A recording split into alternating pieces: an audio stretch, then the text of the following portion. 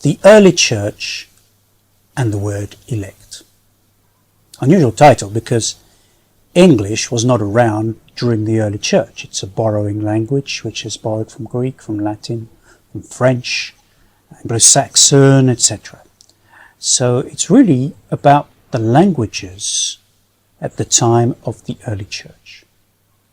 Now, we read about that in our very Bible because Pilate put a sign above Jesus' head when Jesus was crucified. And on this sign was written, "The King of the Jews." But both Luke and John mention the languages in which this sign was written. And they say the same thing. It was written in Hebrew, in Latin, and in Greek. Now, Latin was the new language on the block because it was the language of Rome, the Romans, and they just conquered, acquired the land of Israel, Judea and Galilee and so on, up to about 50 years before Jesus came. And so it was a new language on the block. Hebrew was the older language, which was in which the Jewish scripture was first written in. And it's the language that was very much regarding the Jews, etc. But the main language around was Greek. And those are the three main languages in use in Jerusalem. Pilate was an intelligent man. He knew that the chief priests and the Jewish leaders wanted Jesus out of the way because of envy, he says. Well, it is written that he recognized it was because of that. So he informs us by having this sign in three languages what the languages were in Jerusalem and Judea. And this is where the church was born. The church was born in Jerusalem and then went to the other language. And Greek was the main language of the day. Why? Because Alexander the Great, in the 4th century BC, began the process of fighting battles with the Persians and Medes and Persians, and the whole known world was overtaken by the civilized known world, was taken over by Alexander the Great. And then when he died, it got split into 4 regions, again, Greek-speaking regions. So for centuries, around to the time of the Romans, and that their language was then grew and grew in importance. Greek was the main language for trade, commerce, for administration of government, and for culture. And round about the 3rd century BC, during that century, the Jewish scripture was all translated into Greek. And it's this version of the Old Testament which was in use in Jesus' day. And this Greek version is known as the Septuagint because of a tradition that 72 scholars were involved in translating it. And so this word 70, Septuagint, has come about, and it's the name that we use for the version, that Greek version of the Old Testament. Now, the beauty about the Septuagint is that it's also the language in which the New Testament was written. And so it's a useful tool for the meaning of words in the New Testament, and hence this video. And but because of the lack of use of the Septuagint, we miss out on reading the New Testament in different ways. So let's see how that happened. Well, in the first 2 to 3 centuries, in fact, first 4 centuries of the early church, Greek was the main language used.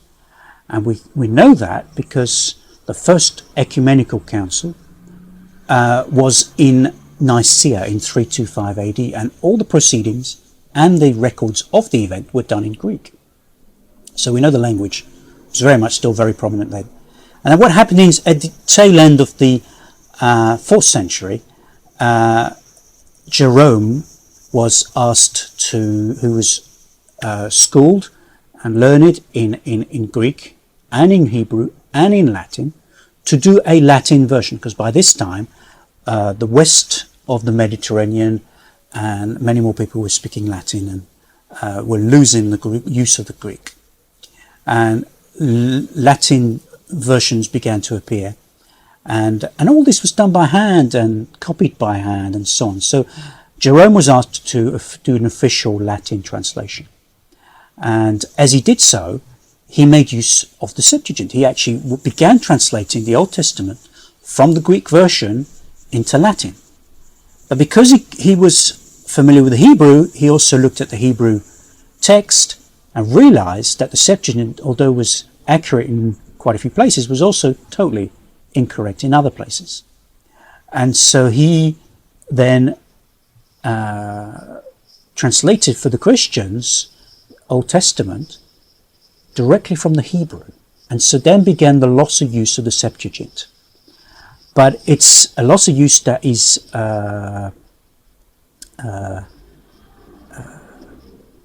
to be careful about, because Paul in his writings was quoting things with an understanding of his hearers of the Septuagint.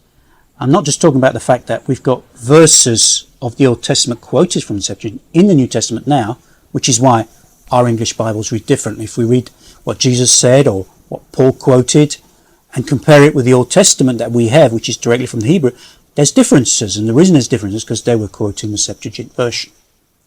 Now, Paul also says things which, when we look at in our Old Testament directly translated from the Hebrew, we find, what's he on about? For example, in 1 Corinthians 14:34, Paul talks about, as the law also says. And you look up the Old Testament and the law and you think, I can't find it here. It's not here. But if we look at the Septuagint version of the Old Testament, we can find it. He's really talking about Genesis 3:16. Now, I've written about that elsewhere, but we're not, talking about the subject of women in leadership, which is what 1 Corinthians 14:34 speaks into. But there was an example to show that missing out the Septuagint context and influence is missed out, because ever since Jerome translated from the Hebrew into English, which is a good thing to do because it's more accurate, it's more true to the inspired original text, the Hebrew text, with exceptions of there's a section of Ezra and a section of Daniel and one or two verses, I think Genesis and Jeremiah, which are in Aramaic. That's the original language those small sections of the Bible were written in. But for our conversation, and the word elect, the word to choose, the word chosen, the word elect are not in any Aramaic sections at all. So that's, and since we can concentrate on the Greek, which is good.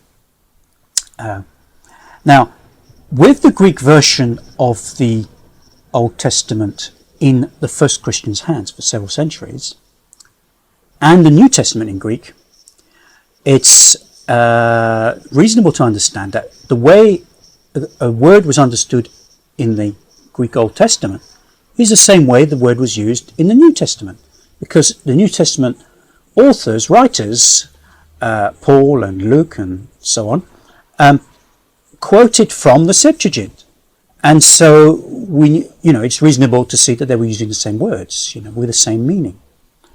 And in our English Bible, the word elect comes from two words.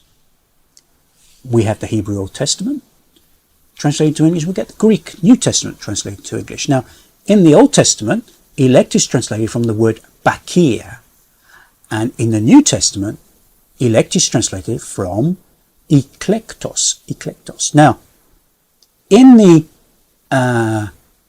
Greek Old Testament, every place where bakir is found, it's translated as EKLEKTOS. So we only need to look at this one word, EKLEKTOS. So EKLEKTOS is the only word read by the early Christians relating to the word elect in today's English Bible. So, eklektos, what does that mean? Well, let me share a little story first. In the 90s, I went to a meeting in London. I live in the southeast of England, in the UK. In the 90s, I went to a EKLEKTOS Christian Fellowship celebration event. And at the celebration event, there was a bookstall afterwards, which I perused, and I saw a copy of this book, God's Strategy in Human History, by V. Paul Marston and Roger Forster. And I read it, and I found it quite interesting that, by the way, before I carry on, this version is out of print, and you can't get it anymore. And a new edition was produced by an American publisher, which is now available here. And it's mainly pretty much the same, except for some sections of quotes from the early church, which are slightly less accurate in this version. But it's the crux of the book is all there. And what I read in there, which I found interesting, was that they mentioned this word eklektos, which you've mentioned, and that in the Septuagint it was to do with choice silver. In Proverbs 8:19, it's mentioned as choice silver, quality silver, which is a totally different meaning to somebody selected, chosen, elect, which is what elect means. It means somebody chosen. Elect means something selected. And somebody quality, it's a different meaning, something of quality. And so I thought, well, this is important. And so I rang up a friend called David Locke, who's manager of Manor Christian Centre in Streatham. And I said, can you get hold of a copy of the Septuagint for me? I want to check this out, if this is true. And he says to me, well, would I like a concordance to go with that? It just so happens he had a copy of both the Septuagint and a concordance. What a concordance is, it's a dictionary, if you will, where you can find every place for every word within that book. So there's concordances for the whole Bible in English. Strong's is one, it's a faithful one, and it's online. Young's is another, an analytical concordance, and there was this concordance here for the Septuagint Greek words. It's done by a gentleman called Moorish. And so I looked up this verse from Proverbs 8:19, and sure enough, choice silver, quality silver, was in view. But I then found that there is a total of 89 places where the word eklektos is found in the Septuagint because of this concordance. And the vast majority of them where they're directly translated from a Hebrew word, because sometimes the word is added where there's no Hebrew equivalent, or it's just a bit of a paraphrase or so on. And this is how language happens. When you translate, sometimes you use other words, or sometimes you add words to clarify the meaning.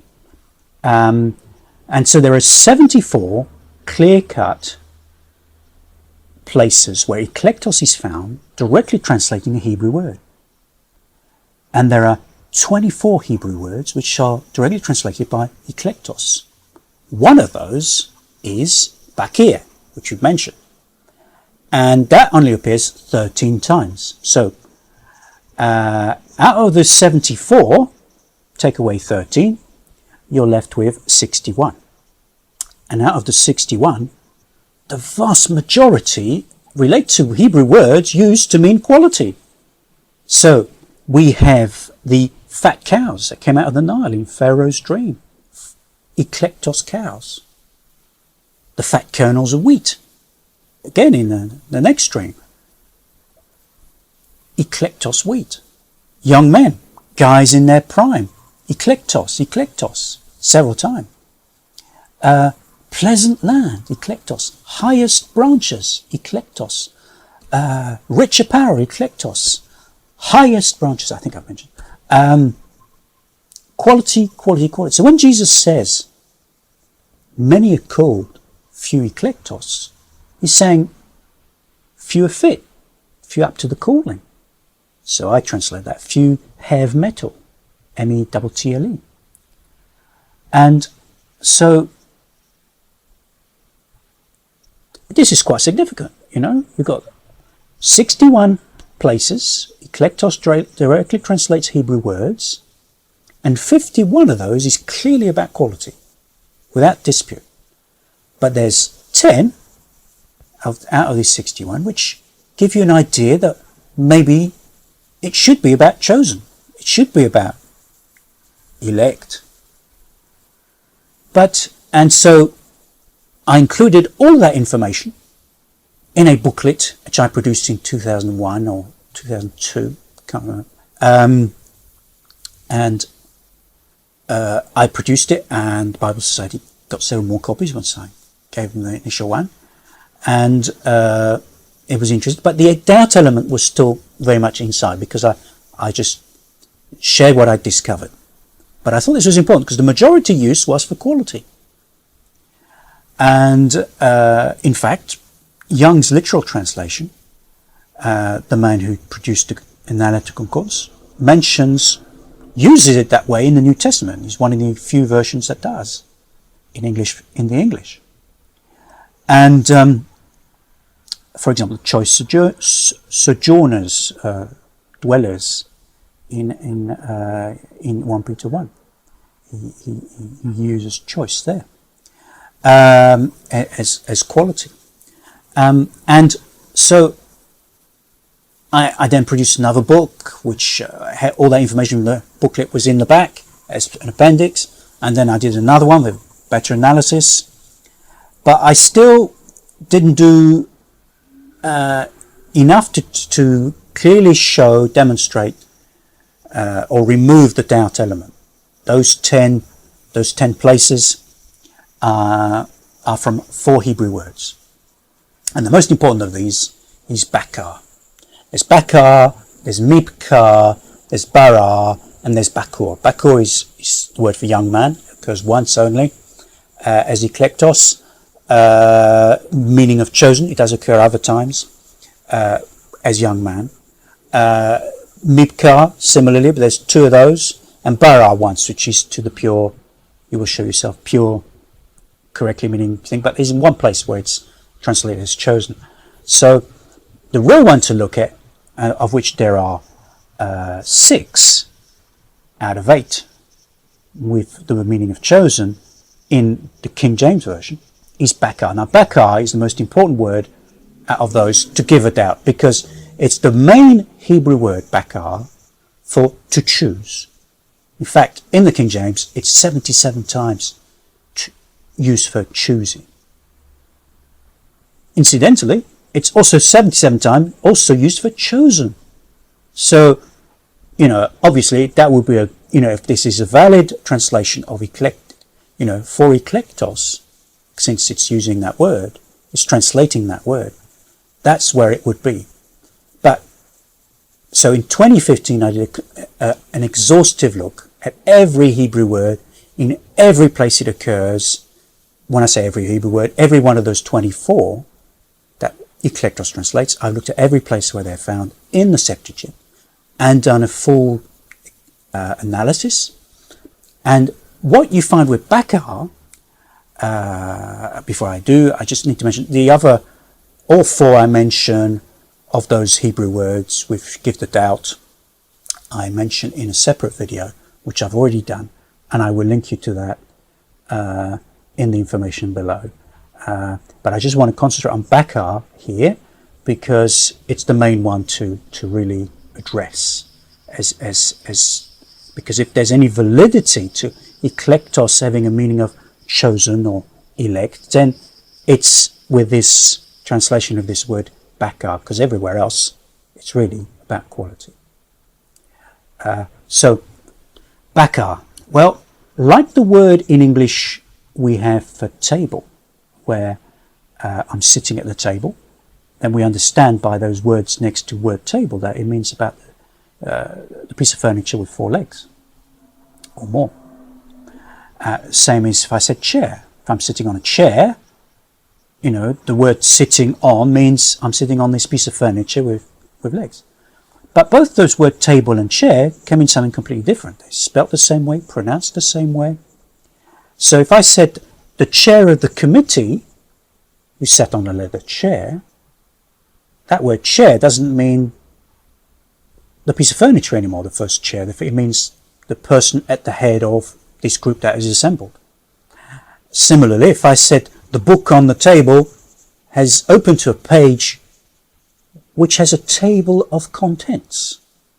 So a table of contents there doesn't mean the piece of furniture, it means this assembly, this laid out assembly of details is called a table, like a mathematical table, for example. So the word table and chair there have two meanings, and they're understood by the immediate words before and after. And this context frames for us the word being looked at as to whether it's the first meaning or the second meaning. And so it's the same with bakar. When you look at every place where bakar is, you find there is a pattern for two different meanings. The first meaning, as I've already mentioned, is to choose. It's the biggest meaning of all. But there is a good chunk of number of places, translated by a number of words, which it's about quality. It's about people who are, or items to be chosen, to be preferred, excellent. And on that basis, bakar is used and translated as, in the Greek, and indeed in English, as neaniskos, young man, boy, or even neanias, similar. Neanias is young man also, and dunatos, strong, mighty, able. Those words don't mean to choose or chosen. They mean, this is something of quality, something to be preferred, something to be chosen. Dunatos, mighty, powerful, able, young, neaniskos and neanias. And all those 6 places where EKLEKTOS is found, the same pattern of words next to it, etc., show they are used exactly the same way. Neanias, neaniskos, and dunatos. It's the quality meaning of bakar, to be chosen, preferred, excellent. So, and it is not in the same pattern as the to choose or chosen, which eklego or hieretizo properly translate in the New Testament as chosen, and also translate bakar in those places. And so in the Septuagint. And so the doubt element is out the window. EKLEKTOS is about quality in every place where it is found in the Septuagint.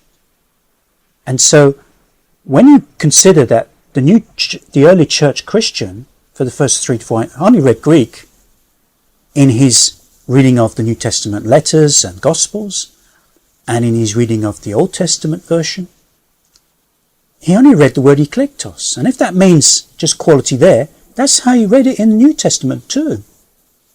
So when you read it elect in the English Bible, and there's no place where EKLEKTOS isn't connected to it, because every place where it is in the Old Testament, EKLEKTOS is in the Septuagint, and every place where elect is found in Utah, it's from EKLEKTOS. So when you read about the elect, you need to think about the quality guys, the righteous, the saints. You need to think about elect angels, the good angels, as opposed to the bad ones. Elect lady, the excellent lady. So excellent is probably the best English word to translate it. But there's no emphasis, no iota of a emphasis on chosen or to choose. Just to be chosen, preferred, excellent, quality. As I mentioned earlier, in our recap, the fat cows come out in the know. EKLEKTOS cows. Fat kernels of wheat. EKLEKTOS wheat. Young men, guys in their prime, used as soldiers. EKLEKTOS. Highest branches, EKLEKTOS. Pleasant land, EKLEKTOS. Quality silver. Tried stone, EKLEKTOS. Rich apparel, EKLEKTOS. Quality, quality, quality. Many are called, few EKLEKTOS. Few are fit, few up to the calling. Few have metal. The early church didn't have the idea of elect in their reading of EKLEKTOS in their Bible.